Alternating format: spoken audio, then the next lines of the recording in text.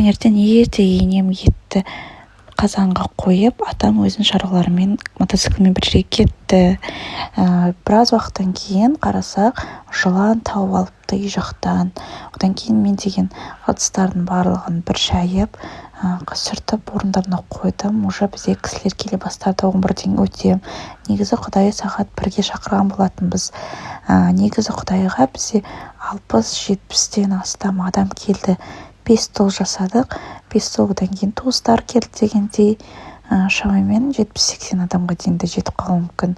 Мұнда бақытты әте бізде Ақтастан күріш әкелді. Күріштің бетіне жаңағы таңертең салған етімізді салып апардық. Жалпы біз жақта осы орталықта көбіне күріш жасайды, тестоның орнына. Мына жақта абысым сорпа құйып апарып жатыр. Сорпа, қымыз, не керек бәрі болды. Уже екінші столды біз жасап, толықтай толтырып тастадық. Барлығын өзіміз пісірдік деп айта берейін, ешкім біліп жатқан жоқ қой. Сонымен мына жақта біз уже рөлге отырдық.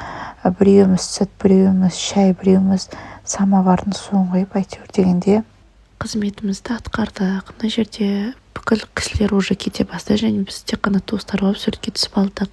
Үйдің барлығын жинап болғаннан кейін екінші ұлымды тастап біз қалаға кететін болдық. Ал осы видеоны тамашалағандарыңызға рахмет.